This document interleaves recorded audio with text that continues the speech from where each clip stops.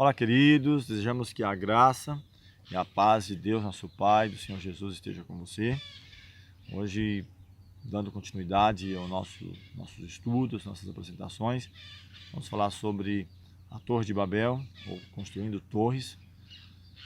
É um assunto onde dá início a um sistema colossal, gigantesco de desobediências a Deus, de confrontar Deus. E na nossa série de estudos vamos estar passando esses temas, mostrando aqueles que foram fiéis, mas aqueles também que infelizmente foram infiéis aos ensinamentos da Palavra de Deus. Quero convidá-lo nesse momento a buscarmos o Senhor em oração. Eterno Deus, soberano Pai, te agradecemos pela vida, pela oportunidade nesse dia podermos estudar mais uma mensagem, falando sobre a Torre de Babel, construindo torres. Que o Senhor nos ajude a aceitar aquilo que o Senhor já estabeleceu, que é a salvação em Cristo Jesus, e não queremos criar um próprio sistema para a nossa salvação. Dá-nos a tua graça, a tua paz, nós jogamos essas bênçãos em nome de Jesus. Amém. Aqui em Gênesis capítulo 11, verso 1, diz que era toda a terra de uma mesma língua e de uma mesma fala. E o que acontece?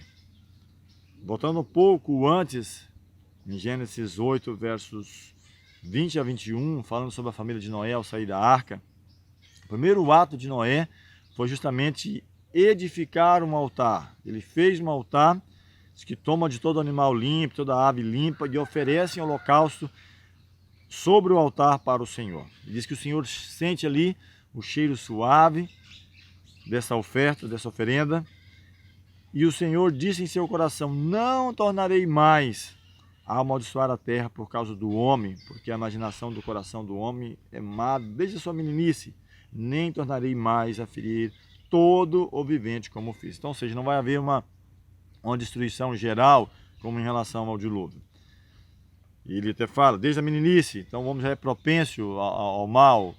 Em Salmo 51, justamente Davi retrata isso: eu fui formado em iniquidade, em pecado me concebeu minha mãe. E aqui Deus demonstra o seu cuidado.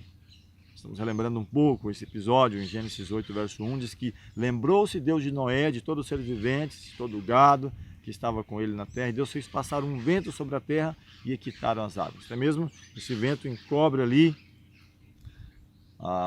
quem sabe, grande quantidade de cadáveres, né, após o dilúvio, encobre, faz como se fosse uma purificação, uma limpeza, até mesmo preocupado, né, com a saúde de Noé, de sua família. E o verso 22 ainda ele fala que enquanto a terra durar, sementeira e cega, frio e calor, verão e inverno, dia e noite não cessarão. Então Deus estabelece novamente essa segurança, essa confirmação do cuidado, da proteção de Deus, do temor também dos animais em relação a Noé, de Noé poder estar à frente, cuidando, né, da terra, justamente com a sua família e seus filhos. E como nós mencionamos lá no início, né, era toda a terra a mesma língua, e partindo do Oriente, que eles acharam ali um vale da terra de Sinar, habitaram ali, havia uma ordem clara, direta de Deus, de que Noé com seus 3 filhos, Sem, Cã e Jafé, deviam dividir a terra, e povoar, ou sair a povoar a terra com sua família. E justamente dali agora surgem as nações. Nós não vamos entrar nesse detalhe, mas se você pegar ali, você vai ver onde começa a surgir as nações. E novamente aqueles que seguem os mandamentos de Deus e aqueles que começam a desobedecer novamente. Então é incrível como o ser humano ele tem essa facilidade para desobedecer a Deus. E eles acharam um vale na terra de Sinar, habitaram ali e disseram uns aos outros: eia, façamos tijolos, queimemos-los bem. E foi-lhes o tijolo por pedra e o betume por cal. Então, versos 1 a 3 de Gênesis 11. Eles querem se pôr contra aquilo que Deus estabelece. Deus queria que eles se espalhassem, povoassem a terra. Não, vamos nos ajuntar em um só lugar. Vamos construir uma cidade e uma torre, cujo cume alcance o céu. Voltando um pouquinho ainda no contexto histórico, em Gênesis 10, versos 8 a 11, aqui fala, já das descendências de Caim, diz que Cuxi gerou a Nimrod, e este começou a ser poderoso na terra. E este foi poderoso caçador diante da face do Senhor. Por isso se diz como Nimrod, poderoso caçador diante do Senhor. E o princípio do seu reino foi Babel, Ereque, Acade, Calné, na terra de Sinar. Desta mesma terra saiu a Assíria e edificou a Nínive, Reobote e Ir, Calá.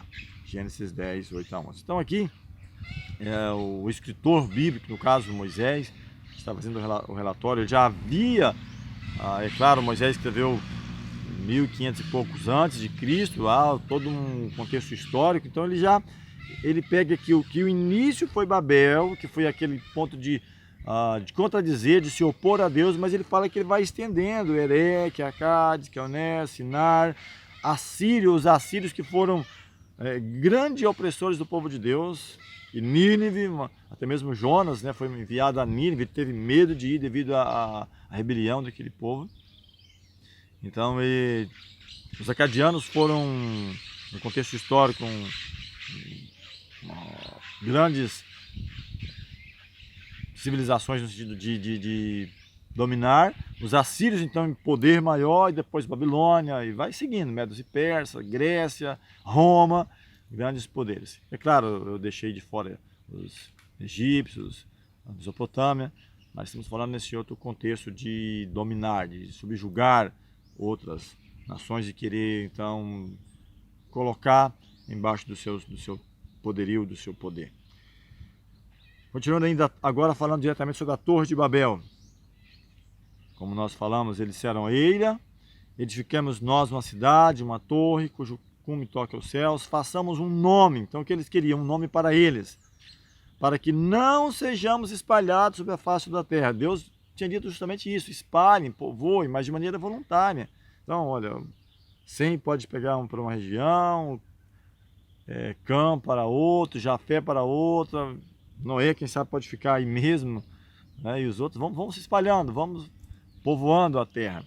Eles disseram: não, nós não vamos fazer isso, nós vamos ficar aqui mesmo, vamos achar um local e queremos ter um nome. Então desceu o Senhor para ver a cidade e a torre que os filhos dos homens edificaram. Então olha só que ele menciona: o filho dos homens. Então daqueles que estavam se opondo a Deus, não daqueles que eram obedientes a Deus. Está em Gênesis 11, versos 4 a 5. Eles queriam contradizer aquilo que Deus havia estabelecido. O verso 6 a 8 diz mais: e o Senhor disse: eis que o povo é um, e todos têm uma mesma língua. E isso é o que começaram a fazer, agora não vai haver restrição, ou seja, eles vão realmente se aprofundar nisso. Então agora desçamos, confundamos ali a sua língua para que não entenda a língua do outro. E assim o Senhor os espalhou dali a face de toda a terra e cessaram de edificar a cidade. Então aqui é a origem de toda essa confusão. Há um motivo, há um objetivo, era uma só língua. Então estavam crescendo, subindo ligeiramente, e o Senhor confunde as línguas ali. Aí quem sabe um pé de cal, o outro manda tijolo, o pé de tijolo manda outra coisa. E Deus então cumpre o seu propósito. E aí eu quero deixar bem claro para você e para mim: Deus vai cumprir os seus propósitos. Queira você ou não, queira eu ou não. Ele pode fazer sem você e sem mim também. Mas Ele quer nos incluir nos seus propósitos. Ele falou: olha, de maneira voluntária, espalhem, povoem a terra. Não, nós não queremos. Então Deus cumpre os seus propósitos. Confunde ali, surge agora então as línguas, o início para as nações, ou várias nações, civilizações, e ele então são espalhados e cumpre o propósito do Senhor em povoar a terra. Ele diz aqui o texto em versos 9: por isso chamou o seu nome Babel, ou confusão, porque ali confundiu o Senhor a língua de toda a terra, e dali os espalhou o Senhor sobre a face de toda a terra. Então, é muito importante nós entendermos que o Senhor cumprirá os seus propósitos, queiramos ou não, façamos parte dele ou não. Quero trazer algumas aplicações de contextualização para nós. Diz que os moradores da planície de Sinear não criam no concerto de Deus, de que não mais traria um dilúvio sobre a terra. Eles não aceitavam isso. Assim como Caim, que rejeitou a promessa do Éden restaurado, de um Redentor, e foi estabelecer o seu próprio domínio, aqui também eles não criam nessa promessa de que não haveria mais um dilúvio, como nós vemos lá: olha, não vou trazer mais, vou trazer o arco todas as vezes, Deus colocando na linguagem humana, todas as vezes que eu trouxer o arco, eu vou me lembrar da promessa de que fiz, que não vou mais destruir a terra com dilúvio. Eles não criam nisso. Então diz que muitos deles até mesmo negavam a existência de Deus e atribuíam o dilúvio à operação de causas naturais, como hoje, olha, a natureza, isso e tal, está acontecendo. No entanto, a Bíblia diz que a terra está sendo maldita por causa dos seus moradores. Isaías fala sobre isso. Maldita é a terra por causa dos seus moradores, porque transgride as leis, quebra os estatutos, muda a aliança eterna. É a ação do homem direta na natureza. E eles dizem mais, eles atribuem isso aí a causas naturais. Ou outros criam em um ser supremo que dominava, e que fora ele que destruíra o mundo. E o seu coração, assim como Caim, agora se ergue em rebelião contra esse ser. Então, pode até ter um ser supremo, mas ele é tirano, ele nos trouxe toda essa destruição. Então, eles se rebelaram mais, endureciam mais o coração ainda. Eclesiastes 8, verso 11, há um relato sobre isso, e eu quero mostrar para os nossos dias também. Há hoje, em nossos dias, edificadores de torre em nosso tempo. Os incrédulos constroem as suas teorias pelas supostas deduções da ciência, ou como o próprio apóstolo diz, da falsamente chamada ciência. E eu sempre bato nessa tecla. Não estou falando que a ciência seja falsa, mas da falsamente, aquela ciência que quer tirar Deus, colocar Deus à parte. Uma ciência que rejeita a palavra de Deus revelada e que mostra essas sucessivas gerações no contexto histórico e profético, que pretende dar sentença contra o governo moral de Deus e desprezam sua lei, desprezam seus mandamentos, que vangloria de suas suficiências e da razão humana como suficiente para resolver os seus problemas. Então é disso que estamos falando. Então há isso hoje, como há hoje isso? E aqui em Eclesiastes 8, verso 11, fala que como não se executa logo o juízo sobre a má obra, por isso o coração dos homens está inteiramente a praticar o mal. Por isso Deus teve paciência ali 10 gerações, Noé, e trouxe o dilúvio. E depois, vez ou outra, nós vamos ver nesse contexto a uma nação, a uma pessoa, juízos retributivos. Ora, vamos falar sobre Israel, nem ainda há o contexto de Israel como nação, mas vamos falar sobre isso.